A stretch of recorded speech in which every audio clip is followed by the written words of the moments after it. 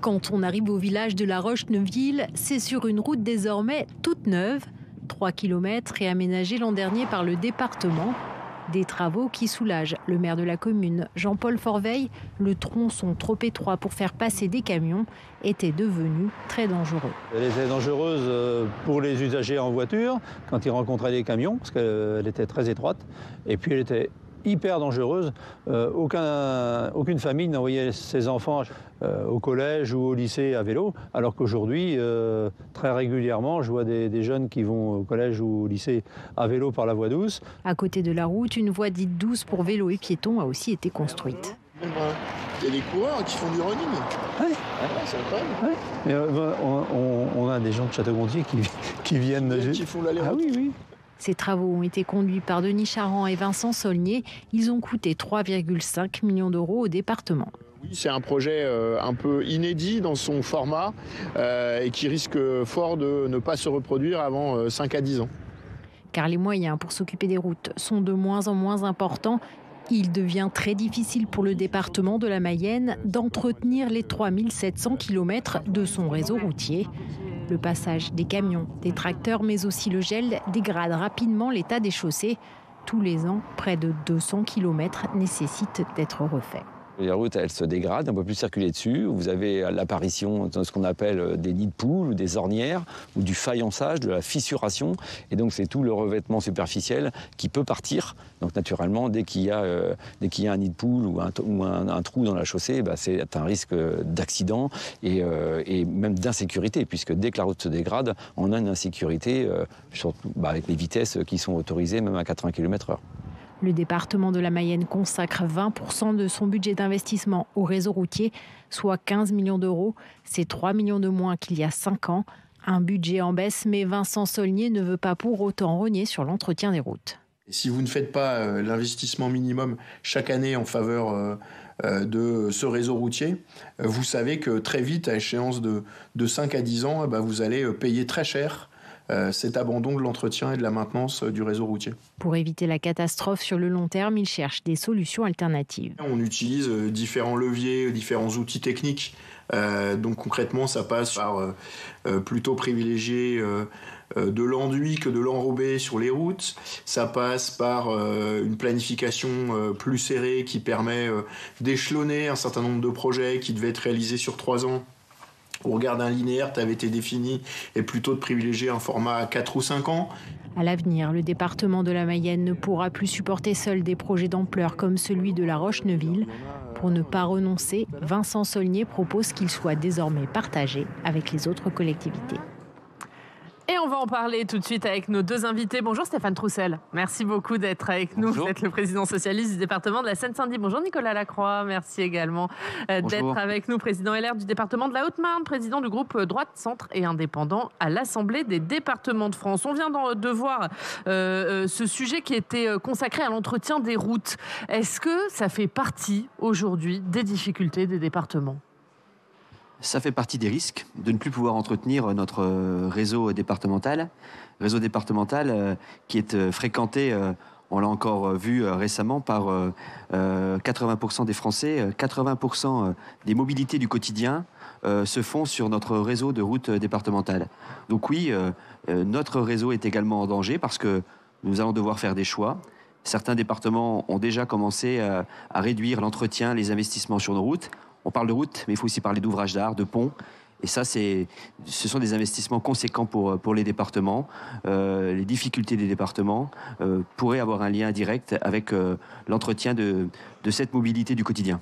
Ouais, c'est un vrai risque, Stéphane Troussel ? Oui, c'est non seulement une difficulté pour l'entretien quotidien, et puis aussi pour transformer nos routes, parce que la question des mobilités, c'est aussi permettre. Alors, Nicolas et moi, on n'a pas tout à fait les mêmes caractéristiques en termes de département, mais par exemple, dans un département urbain comme le mien, il faut désormais assurer l'intermodalité. Il faut faire en sorte que nos routes soient davantage végétalisées. Moi, j'ai des routes départementales qui sont vraiment en milieu urbain dense, et donc il faut y insérer des sites pour les bus, il faut végétaliser, il faut faire des pistes cyclables, il faut élargir les trottoirs pour permettre aux piétons de circuler plus de manière plus sereine et apaisée. Et tout ça, ça a un coût. La transformation écologique de nos routes, ça a un coût. Et donc, il faut investir massivement. Et quand les départements sont en difficulté financière, ces projets-là, ils sont plus longs à réaliser, ils sont désormais plus coûteux. Et donc, ça fait partie des difficultés auxquelles on est confronté. Ouais, quand vous parlez de risque, Nicolas Lacroix, c'est aussi un risque pour les usagers, une multiplication d'un risque d'accident? Vous savez, moi, je suis le département qui est repassé à 90 km/h. Vous savez qu'Édouard Philippe avait souhaité que tout le réseau routier repasse à 80 km/h. En Haute-Marne, on roule désormais à 90 km/h. Et c'est d'abord, effectivement, puisque vous me posez la question, c'est une question de sécurité routière. Donc l'aménagement de nos routes, la sécurité routière, l'entretien par nos équipes, tout ça, ça fait partie évidemment d'une mission importante des départements. On a beaucoup d'agents sur les routes. On doit être en sans cesse vigilance. On a évidemment aussi de plus en plus d'intempéries, des forêts qui se dégradent, des chutes d'arbres, des événements climatiques de plus en plus nombreux. Donc tout ça, ça fait une forte mobilisation de nos équipes. Et oui, ça compte sur un budget d'un département, l'entretien, les investissements et effectivement la modernité aussi qu'on doit apporter sur notre réseau départemental. Et ça fait partie de vos sujets de préoccupation dont vous attendez peut-être des réponses de la part de Sébastien Lecornu, le Premier ministre qui est à Albi ce matin pour conclure vos assises nationales. Qu'est-ce que vous attendez? Dans quel état d'esprit vous l'accueillez, Sébastien Lecornu, ce matin, Stéphane Troussel? Est-ce que vous espérez des choses? Est-ce que vous êtes en colère? Est-ce que vous êtes un peu résigné? Résignation, ça fait pas partie de mon vocabulaire. Je pense que dans un contexte surtout tellement difficile pour nos concitoyens, avec à la fois cette instabilité politique et institutionnelle, j'ai envie de dire heureusement qu'il y a les collectivités locales pour faire en sorte que nos concitoyens au quotidien se rendent compte que les services publics locaux, ça continue de fonctionner, que dans nos collèges, dans l'accompagnement des personnes âgées, des personnes en situation de handicap, dans l'accompagnement des enfants en grande difficulté. Heureusement qu'il y a les services publics locaux face à un spectacle, disons-le, politique national, notamment au Parlement, qui est parfois désespérant, affligeant pour nos concitoyens. Donc moi, ce que j'attends du Premier ministre, c'est d'abord un discours de vérité sur la situation et un discours aussi de vérité sur sa capacité à répondre aux situations difficiles auxquelles nous sommes confrontés. Et puis, moi, je vais vous dire, j'attends pas du Premier ministre qu'il ouvre un énième débat sur un nouvel acte de décentralisation. Aujourd'hui, j'en suis pas là. Moi, j'attends qu'il profite de ce moment aussi pour dire un peu quelle est sa vision de la décentralisation. Et surtout, que face, encore une fois, aux difficultés auxquelles nous sommes confrontés, financières d'abord, et un certain nombre de difficultés très concrètes sur des projets pour lesquels nous avons des difficultés à les mettre en œuvre, qu'il règle des situations compliquées. On vient de fêter les 40 ans de la décentralisation, des grandes lois de décentralisation.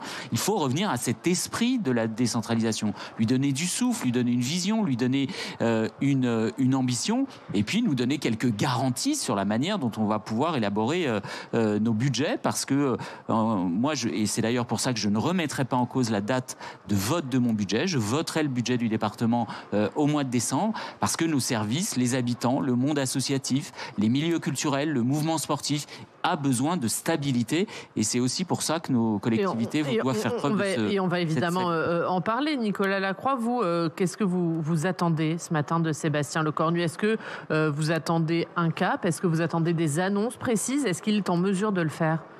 Bon, d'abord, vous savez que ça fait maintenant plusieurs assises où on attend beaucoup de choses. Les premiers ministres passent et les difficultés des départements ne cessent que d'augmenter.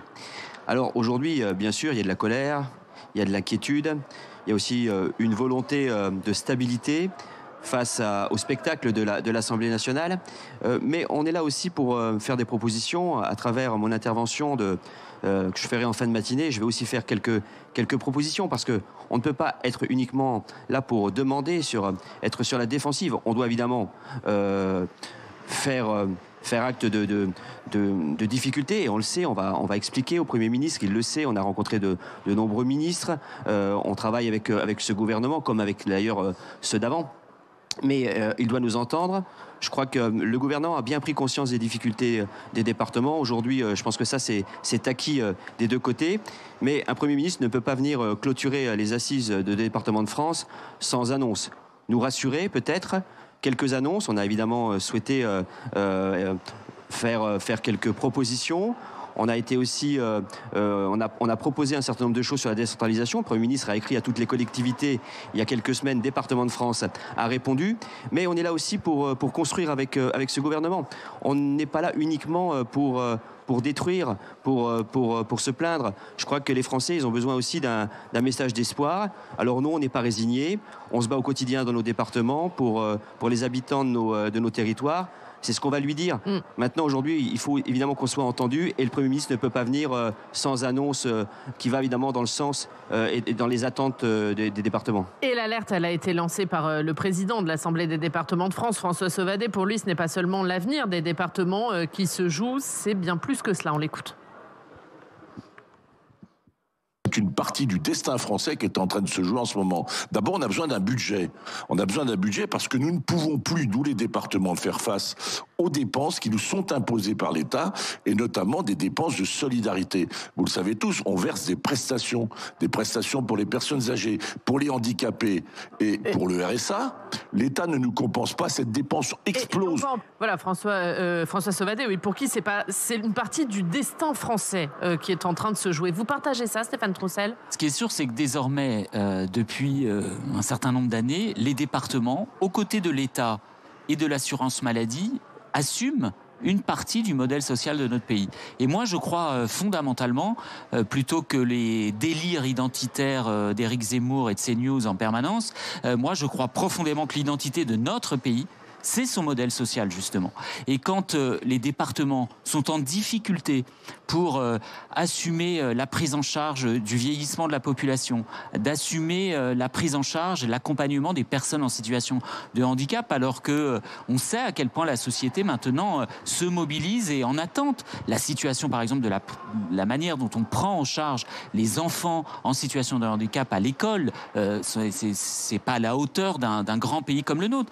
La question des enfants en difficulté, on parlait tout à l'heure de la transformation écologique de nos routes, l'ensemble de ces éléments qui participent de ce modèle qui fait l'identité de la France, eh bien aujourd'hui c'est en difficulté. Donc puisque les départements aux côtés de l'État, de solidarité qui est en difficulté aujourd'hui, bien sûr, et donc puisque les départements aux côtés de l'État et de l'assurance maladie assument une partie de ce modèle de protection sociale, eh bien qu'est-ce qu'on veut ? Est-ce qu'on veut le mettre à mal ? Est-ce qu'on veut être dans une gestion comptable de la misère en permanence, de l'austérité ou de la rigueur ? Ou est-ce qu'au contraire on pense que face à la richesse qui existe dans notre pays, face à l'enrichissement des plus riches de ce pays, est-ce qu'on veut au contraire assurer une forme d'égalité et de justice pour nos concitoyens sur l'ensemble du territoire ? Je termine par là. Il y a quelque chose d'insupportable aujourd'hui dans le mode de financement des départements.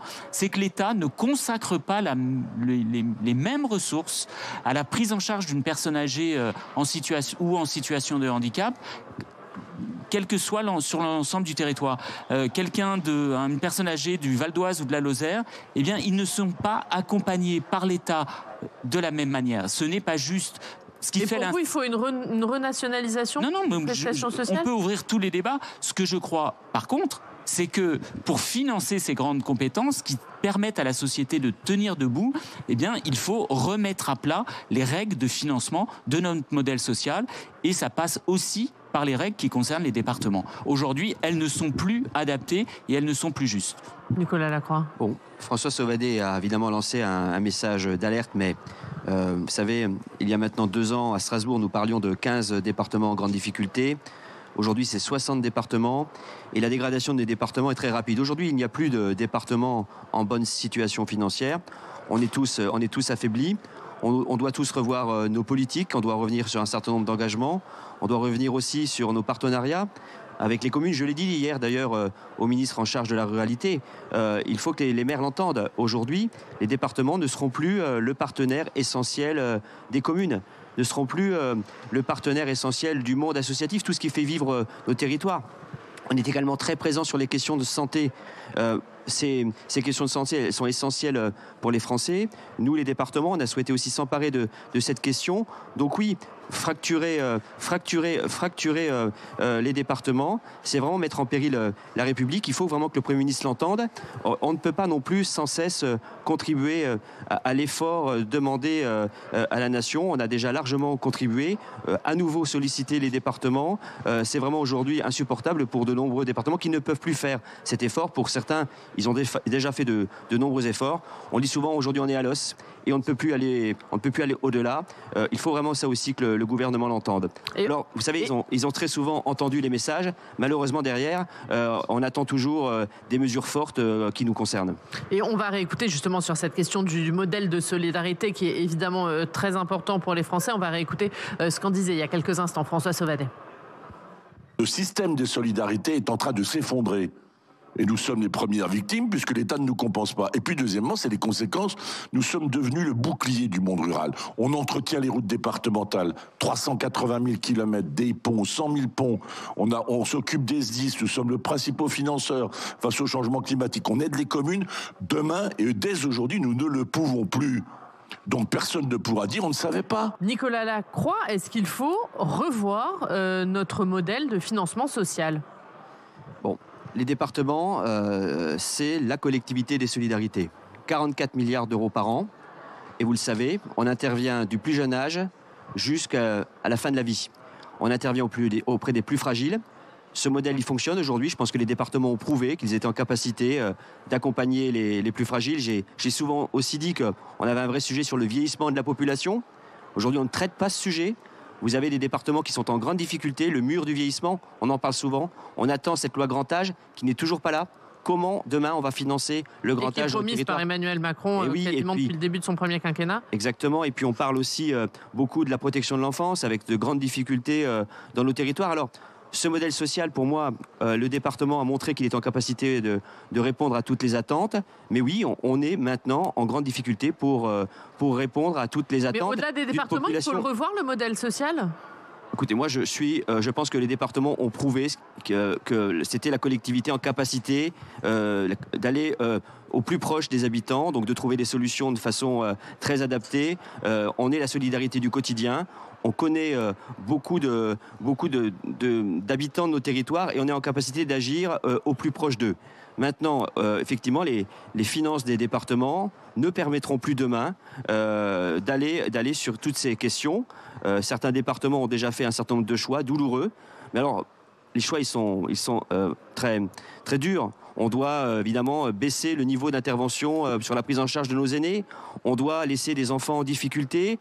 On doit uniquement se réduire à verser le RSA sans apporter tout cet accompagnement en matière d'insertion, parce que le département, il n'est pas uniquement là pour verser le RSA. Il est là aussi pour accompagner les personnes en grande fragilité et pour les aider à retrouver le chemin de l'emploi.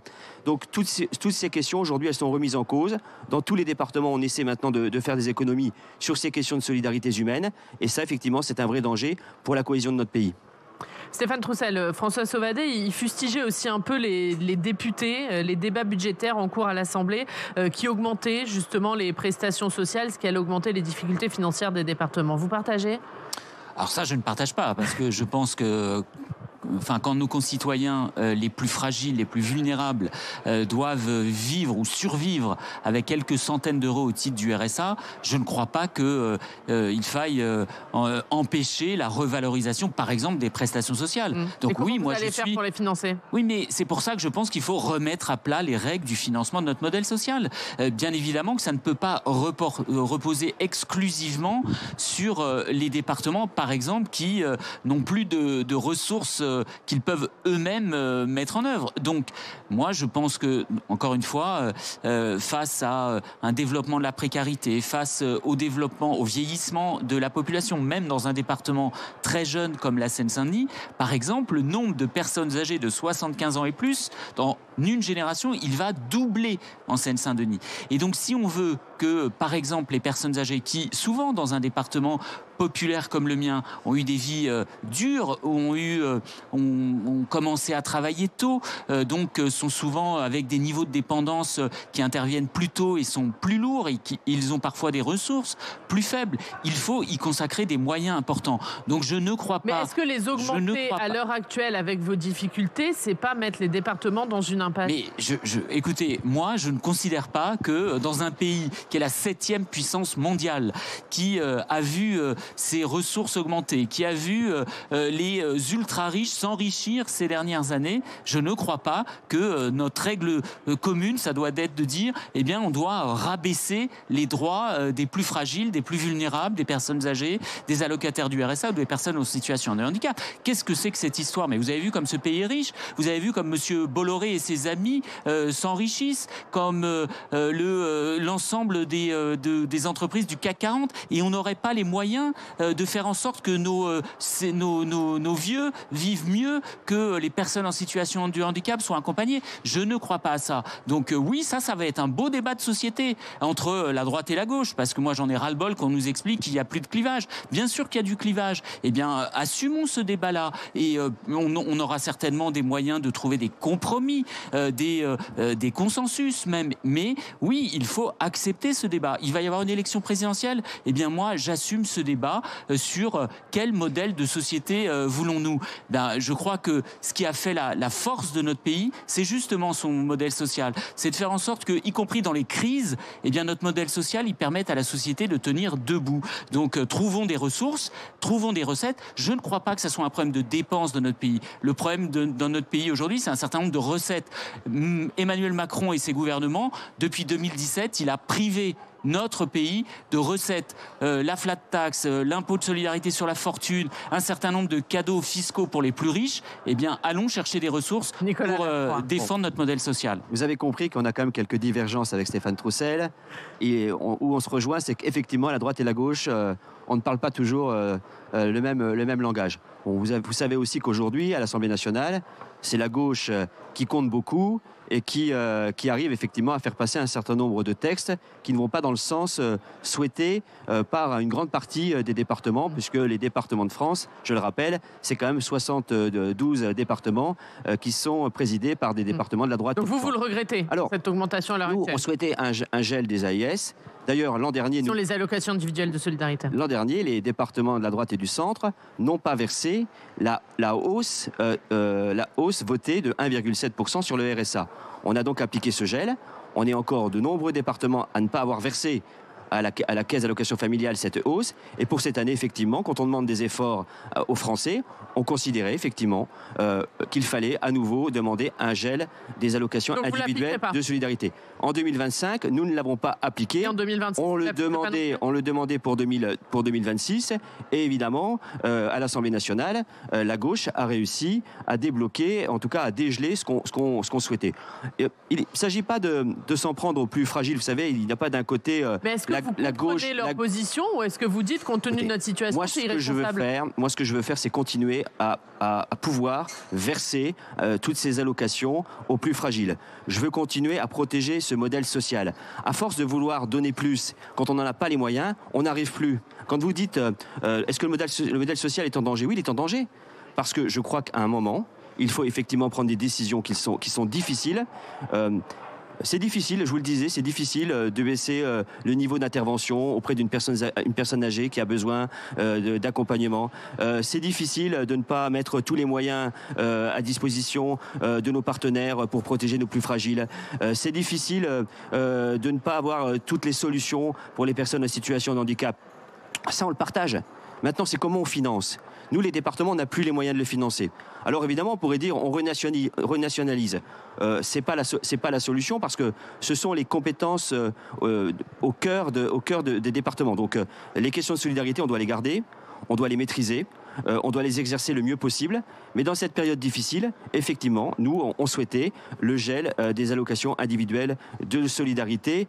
Et c'est pas être antisocial ou finalement taper toujours sur les plus fragiles. Je crois que l'effort, il devait être partagé. Et ça, c'est aussi un message que les Français souhaitent. On entend dans nos territoires. Vous savez, quand les départements de la droite, du centre et des indépendants a souhaité geler le RSA, c'est un message qui a été fortement entendu dans nos territoires. Bon, bah, vous voyez, le clivage gauche-droite, ça existe encore. J'entendais tout à l'heure François Sauvadet, quand vous lui posiez la question de savoir où il était, il vous a répondu ailleurs. Moi, je suis à gauche. Voilà. Donc, et moi, je suis à gauche. Et ben voilà, c'est très bien. Et c'est tant mieux pour la démocratie, d'ailleurs. Je pense qu'il faut assumer ce clivage gauche-droite. Donc oui, moi, encore une fois, dans un moment comme vit notre pays, je ne crois pas qu'on puisse dire aux personnes âgées qui sont accompagnées au titre de l'allocation pour l'autonomie des personnes âgées, aux personnes en situation de handicap, je pense notamment aux familles qui ont des enfants qui ne sont pas pris en charge dans des établissements spécialisés et qui doivent rester à la maison et qui n'ont comme seule ressource pour les accompagner que la prestation de compensation du handicap. Non, je ne leur dirai jamais que la seule solution, c'est de geler les faibles ressources qui permettent de les accompagner. Par contre, oui, je vais me battre et je pense qu'on doit pouvoir le faire ensemble sur un certain nombre de situations pour que l'État, qui est garant de la solidarité nationale, eh bien, il accompagne les collectivités qui, aujourd'hui, versent ces prestations. Mais je n'accepterai pas que le seul message qu'on envoie aux plus fragiles, c'est leur dire « Ah bah finalement, on va geler vos prestations ». Bah écoutez, moi, je préfère dire ça aux ultra-riches de ce pays qui se sont gavés depuis un certain nombre d'années. Vous savez, il y a ceux qui vous disent on a un problème de recettes. Oui, on a un problème de recettes parce que quand la France va mal, nous, on doit accompagner davantage de personnes fragiles. Quand la France vieillit, on doit accompagner davantage de personnes âgées. Quand la France va mal, c'est plus d'enfants qui nous sont confiés. Donc oui, on a un problème évidemment de recettes et de dynamique de recettes, mais on doit aussi se regarder nous-mêmes et regarder nos dépenses. Et c'est ce qu'on a fait. Hein. On est de nombreux départements aujourd'hui à avoir mis en place un certain nombre de révisions de nos politiques publiques parce qu'on n'a pas qu'un problème de dépenses, on a aussi un problème de recettes, on a aussi un problème de dépenses. Donc on doit aussi montrer au gouvernement que nous, on est capable de regarder nos dépenses, parce que ça, je pense que c'est quelque chose de noble dans la politique, de dire, évidemment, il nous en faut toujours plus, évidemment, on souhaiterait en distribuer plus, mais pour en distribuer plus, il faut faire aussi des économies, et effectivement, on doit regarder nos propres dépenses. Ça a été dit, il n'est pas normal que dans un département, pour une même situation, vous accompagnez de 1 à 4 la personne qui doit obtenir un accompagnement. Mais ça, c'est pas uniquement l'État, hein. C'est aussi des décisions qui sont prises dans nos départements, parce que qui fait l'évaluation des personnes qui doivent être accompagnées? Nos équipes, nos services. Donc on doit aussi passer à nos équipes, à nos services, un certain nombre de messages pour aller dans le sens de moins de dépenses. Oui, bon bah écoutez, on peut continuer effectivement cet échange et ce débat. Moi, encore une fois, est-ce que c'est juste que l'État consacre 24% à la compensation de la prestation du handicap en Seine-Saint-Denis, quand d'autres départements en reçoivent 50. Ce n'est pas juste. Moi, je souhaite que sur l'ensemble de notre territoire national, une personne âgée, qu'elle soit dans le Cantal ou dans le Val d'Oise, elle soit traitée de la même manière. Pareil pour les personnes en situation de handicap.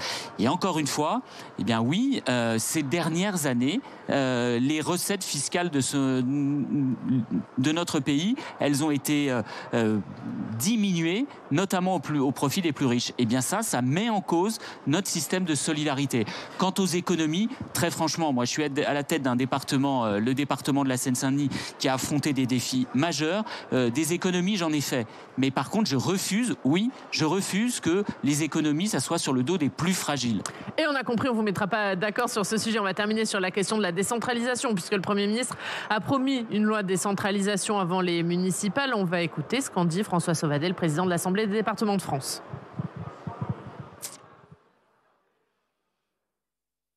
Dans le contexte politique qu'on traverse, faut pas se raconter d'histoire. Il n'y aura pas de grand soir et de grand matin. Ce que j'attends plutôt là, c'est des améliorations d'efficience. Moi, j'ai fait quelques propositions très simples. D'abord, de redonner du pouvoir au préfet sur l'ensemble des agences, c'est partagé par le gouvernement. Et donc, cette déconcentration, elle sera utile. Puis en matière de déconcentration, je propose même qu'on aille au-delà. Les ARS sont régionales. Je crois qu'il faudrait les remettre sous l'autorité des préfets, qu'on ait un dialogue plus construit. On a l'espèce d'administrations qui sont hors sol et avec lesquelles le dialogue est parfois compliqué. Et puis, je souhaite qu'on fasse une sorte de loi 3DS améliorée, c'est-à-dire qu'on retoilette tout ce que nous devons faire et tout ce qui serait beaucoup plus facile. Il faut se réinterroger sur quel est le bon niveau pour agir au plus près et au mieux pour les Français. Vous êtes d'accord, Nicolas Lacroix? Vous n'attendez pas de grand soir, mais une sorte de loi 3DS. La loi 3DS, c'est la précédente loi décentralisation. Bien sûr que je suis d'accord avec François Sauvadet. La décentralisation, est-ce que c'est la priorité des Français aujourd'hui? Est-ce que ce sujet de la décentralisation, les Français, chaque matin, se disent est-ce que le gouvernement Lecornu va nous proposer? Les Français, ils veulent de la clarté. Donc c'est une erreur de promettre une loi avant le municipal, c'est pas la priorité? Non, c'est pas la priorité. Les Français veulent de la clarté, ils veulent de l'efficacité, ils veulent de la lisibilité. Et nous, on veut de la liberté pour agir. On veut évidemment pouvoir continuer à intervenir sur l'ensemble de nos compétences. Donc on veut peut-être une clarification de nos compétences, mais on ne veut pas un grand soir, on veut du bon sens. On veut du bon sens. C'est simple pourtant le bon sens. Si ce pays retrouvait du bon sens, je pense que les Français se sentiraient beaucoup mieux. Vous n'attendez rien non plus là-dessus? Vous voyez qu'on peut être d'accord. Très franchement, la tarte à la crème du nouvel acte de la décentralisation, à chaque fois qu'il y a une échéance électorale qui arrive, c'est pas le sujet de nos concitoyens. Nos concitoyens, ils veulent que l'action publique, elle marche, qu'ils y comprennent quelque chose, qu'ils s'y retrouvent, que, encore une fois, face au défi du vieillissement, face à la prise en charge, à la nécessité de la prise en charge du handicap, la prise en charge des enfants en difficulté, et bien que les collectivités locales qui depuis 40 ans assument des responsabilités, eh bien elles en aient des moyens. Moi, ce que je souhaite surtout, c'est que face à des lois qui se sont multipliées, face à un État qui a transféré des compétences sans aucun moyen, face à des règles du jeu qui finalement ont créé des inégalités sur notre territoire. Parce que quand on transfère des compétences, qu'on fige des dotations, eh bien ça crée des inégalités. Eh bien qu'on remette un peu d'ordre, de justice et d'égalité entre les territoires et les citoyens. Déjà, très franchement, si on faisait ça, tant mieux, mais ça sert à rien de promettre effectivement le grand soir de décentralisation. Je ne crois pas que le gouvernement, fût-il de Sébastien Lecornu ou d'un autre, en ait les moyens politiques à l'Assemblée nationale. Merci à tous les deux. Merci beaucoup d'avoir été avec nous sur ce plateau. On suivra bien sûr en direct le discours de Sébastien Lecornu. Ce sera aux alentours de midi. On verra ce qu'il vous répond, ce qu'il vous annonce. S'il y a des annonces, ce sera à suivre sur l'antenne de Public Sénat. On se retrouve d'ailleurs dès 11h pour suivre justement les discours de clôture de ces assises nationales des départements de France. À tout à l'heure.